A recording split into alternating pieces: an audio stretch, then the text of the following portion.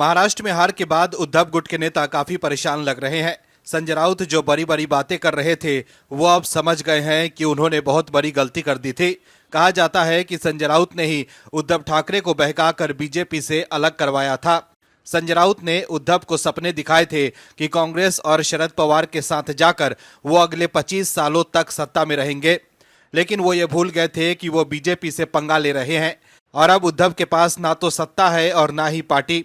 ऐसे में अब एमबीए के नेता एक दूसरे के खिलाफ ही मोर्चा खोल रहे हैं। दर्शकों, महाराष्ट्र में महाविकास अघाड़ी को हार क्या मिली? सभी घटक दलों के बीच जो एकता थी वो भी बह गई। अब सभी दल एक दूसरे को ही आंख दिखा रहे हैं, क्योंकि उन सभी को महाराष्ट्र का भला नहीं बल्कि खुद का सुख भोगने के लिए सत्ता चाहिए था। दर्शकों, समझने की जरूरत यह है कि महाराष्ट्र में महाविकास अघाड़ी के भीतर जूतम पैजार मच गई है। हर दल एक दूसरे को आंख दिखा रहे हैं कि भाई हम आगे से आने वाले निगम चुनाव अकेले लड़ेंगे, क्योंकि उनकी वजह से हार हुई है। अब एमबीए के दल एक दूसरे को ही नीचा दिखाने में लग गए हैं और एक दूसरे पर ठीकरा फोड़ने का प्रयास कर रहे हैं। और दर्शकों, भानुमति का कुनबा अब कभी भी टूट सकता है। संजय राउत कांग्रेस को आंख दिखा रहे थे, लेकिन कांग्रेस ने भी पलटवार कर राउत को करारा जवाब दिया है। क्या है खबर, बताते हैं आपको इस रिपोर्ट में। दरअसल महाराष्ट्र विधानसभा चुनाव में करारी हार के बाद शिवसेना उद्धव गुट के सुर बदलने लगे हैं। पार्टी के राज्यसभा सांसद संजय राउत ने संकेत दिया है कि ठाकरे सेना आगामी बीएमसी चुनाव अकेले लड़ सकती है। मीडिया को संबोधित करते हुए संजय राउत ने कहा कि पार्टी कार्यकर्ताओं की इच्छा है कि महानगर पालिका चुनाव अकेले लड़ा जाए। उन्होंने कहा कि मुंबई में हमारी ताकत है, मुंबई में हमें लड़ना चाहिए, ये कार्यकर्ताओं की इच्छा है।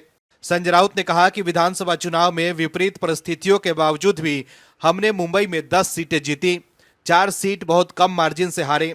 मुंबई में शिवसेना उद्धव गुट की ताकत बनी रहनी चाहिए, नहीं तो ये लोग विरोधी दल मुंबई को तोड़ देंगे। जिस तरह से मराठी लोगों पर हमले हो रहे हैं ये सब देख रहे हैं। वहीं संजय राउत के बयान पर पलटवार करते हुए महाराष्ट्र कांग्रेस अध्यक्ष नाना पटोले ने कहा है कि उद्धव सेना अकेले चुनाव लड़ेगी तो कांग्रेस भी अकेले चुनाव लड़ने के लिए तैयार है। लोकल बॉडी चुनाव गठबंधन में हम पहले भी अकेले लड़े हैं, इस संबंध में हम बैठक कर चर्चा करेंगे। वहीं एकनाथ शिंदे की शिवसेना ने इस पर चुटकी लेते हुए कहा है कि उद्धव ठाकरे की शिवसेना ने हिंदुत्व को छोड़ दिया है और अब वो हिंदुत्व की धरपकड़ कर रहे हैं। उनकी पार्टी काफी असमंजस में है। लोकसभा में जो कुछ भी उन्हें सफलता मिली वो सिर्फ कांग्रेस और एनसीपी के कारण मिली।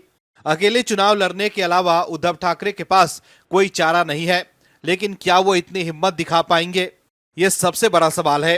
बता दें कि शिवसेना यूबीटी महाविकास अघाड़ी का हिस्सा है, जिसमें कांग्रेस और एनसीपी शरद गुट भी शामिल है। दर्शकों, विधानसभा चुनाव में पार्टी का सुपड़ा साफ होने के बाद उद्धव ठाकरे अब कांग्रेस से पीछा छुड़ाने की कोशिश कर रहे हैं। उद्धव ठाकरे और आदित्य ठाकरे लगातार सीएम देवेंद्र फडणवीस से मिल रहे हैं। जो उद्धव ठाकरे ये कहते थे कि या तो मैं या फडणवीस, वो अब सीएम फडणवीस के आगे नतमस्तक है। कहा जा रहा है कि उद्धव सेना के सांसद और नेता बीजेपी के साथ जाना चाहते हैं, इसलिए ही उद्धव और आदित्य फडणवीस के ऑफिस के चक्कर लगा रहे हैं। लेकिन सवाल यह है कि क्या बीजेपी उद्धव पर भरोसा करेगी? Bureau report, OMH news.